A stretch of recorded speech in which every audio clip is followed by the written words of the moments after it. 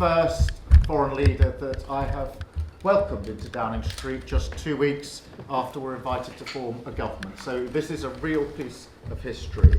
And not only that, we've checked the records. This is the first time this century that a foreign leader has addressed in person the Cabinet in the United Kingdom. So you're very, very welcome to what for us is a very important meeting. And I think that shows the esteem that you are held in this country, across the world, and the importance that we all attach to the fight in Ukraine, which is the defining struggle of our times. So you're very, very welcome. And I know I speak for every person in this room, the whole government, in saying you have our unshakable support.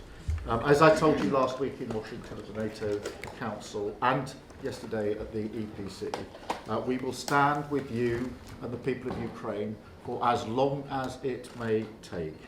And we back that up obviously with £3 billion of military support each year. That's a very important commitment. We'll speed up our delivery of vital aid and equipment. We've had the chance to discuss that this morning. And I think not only did we make progress in Washington, we made further progress with European leaders yesterday in Blenheim, and it was a real privilege to be able to host that and to make sure that Ukraine was the first issue on the agenda yesterday that we discussed amongst allies. And of course the new pledge to crack down on the ships that are helping Russia to evade sanctions. Now, I've seen for myself the horror that Russia has inflicted on your country when I came to Kiev just 18 months ago. And I was so struck by the scenes in the neighbouring areas that I'd seen on the television, I'd seen the images, but to go and actually walk the streets and hear from the people who had to remove bodies, bury their friends and their family members was profoundly impactful for me. To see the spirit of civilians who were playing their part in the effort, going to work every day, which may seem like nothing, but it was really symbolic of their commitment. Particularly the railways I was struck with, but across all walks of life, people saying we are not going to be defeated. It doesn't matter how many times we are attacked, we will get up, we will go back to work, we will rebuild and show our defiance. And we saw that once again last week with the appalling attack on a children's hospital. This is children undergoing cancer treatment. It goes without saying that it's unforgivable. It can't go unpunished, and aggression cannot be rewarded. So we are all here, united behind you. I've asked the Foreign Secretary and the Defence Secretary to lead a review of our support for Ukraine, to make sure that we're doing everything that we can to support you. It has been really useful to have a discussion with you this morning in private, to hear from myself your plans and priorities, and take that early opportunity to make sure that we say what we've said before, which is the support of the United Kingdom has been strong and resolute since the outbreak of this terrible war. The change of government does not change our position at all. We supported the previous government. The current opposition supports this government. The only winners, if there's political divide here, are Putin, and we're not going to let that happen. We will double down on our support, and we discussed this morning the further support that we can provide. We are determined in this. We will keep building the relationship between our two countries, helping Ukraine recover even as the fighting continues.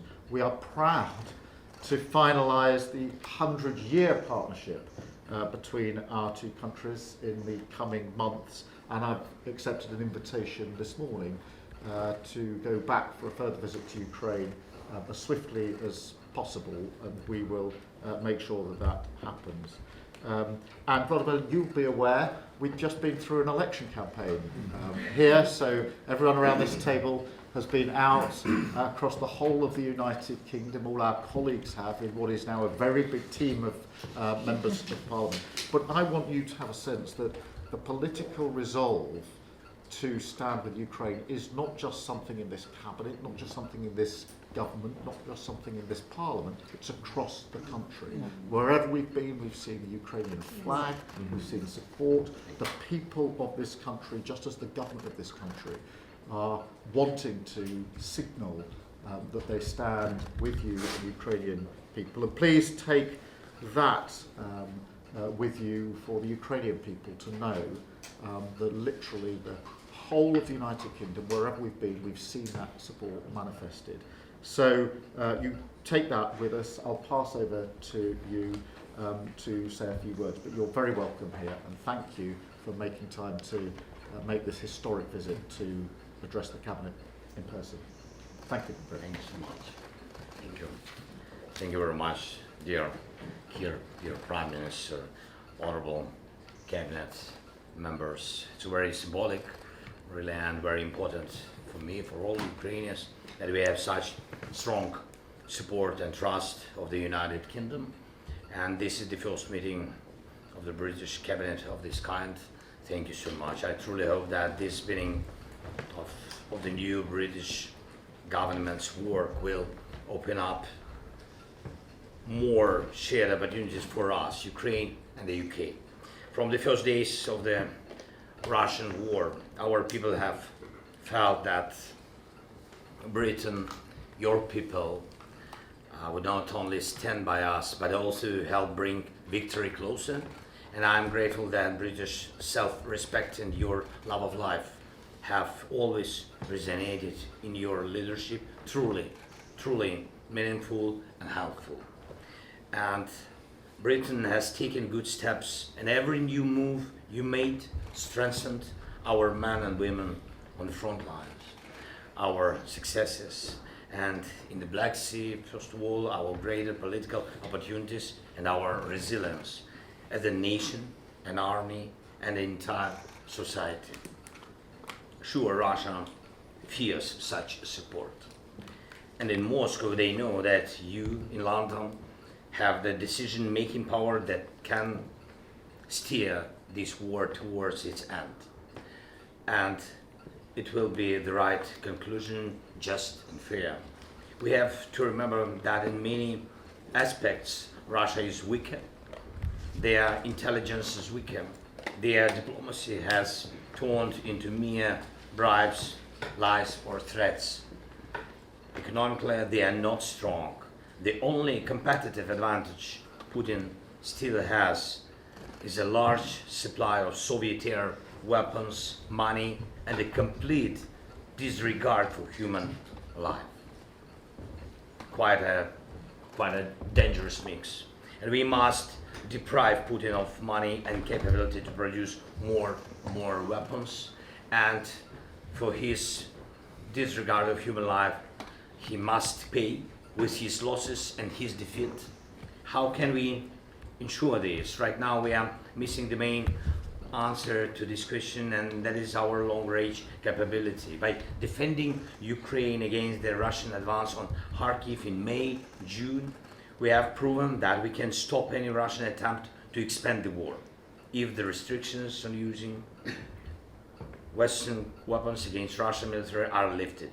Once we can strike further than just near the border, including Russian military airfields. And we will not only protect ourselves from any Russian offensives, but also secure our frontline positions and cities from Russian bombs. Putin has no shame to hit residential areas, city squares, hospitals, schools with bombs. And Russia uses about 3,500 guided bombs per month. And it's impossible to shoot them all down. But it's possible to destroy all the bombs carriers. And I ask you to show your leadership in this, and please convince their other partners to remove the limits. We need this step, a step that will force Russia to seek peace. Mr. Prime Minister, I want to praise the energy with which you have started the work of the new government. And yesterday we already had a very productive meeting. Thank you so much with the defense industries. Secretaries of Defense and Trade were there, and the meeting was really substantive and I hope we will now work even more actively, truly, when making changes. It's important not to lose a single day, and the faster you act, the more result you will achieve. And the same principle applies to the pressure on Russia for the war. We must be as energetic as possible so that the aggressor cannot use any day to adapt to the pressure on him. And I thank Britain and all the partners who provide the real power of sanctions against Russia and who work with us for a solution that will allow all profits from frozen Russian assets to be used to defend against Russian aggression, and later allow these assets to be confiscated. This is also just. And I want to underline that nowadays the sense of safety and security for each person cannot be separated from the overall security situation in the country and the state's ability to defend itself. I appreciate your task to make Britain and the whole of Europe more safe and secure. I hope you'll succeed. And our bilateral security agreement with Britain was the first and in many ways exemplary for other agreements. We in Ukraine are extremely grateful for such leadership, and I hope we can achieve the main goals of our agreement during the years your government is in office. And I really appreciate that our ministers have just signed the Defense Industrial Support Treaty, practical document. We always have to keep in mind that security and defense cooperation between Ukraine and the UK always matters. And of course, I invited you here. Thank you so much. When you will have possibility to come to Ukraine, you will see that for all Ukrainians it's a privilege, and we are very thankful to UK and to all of you, to all of your nation. Thank you again. And we can work on details of our agreements as possible so that our people, Ukrainians and Britons, can feel the results as soon as possible. Thank you again. Thank you for this invitation with your strong team. Thank you. Slava.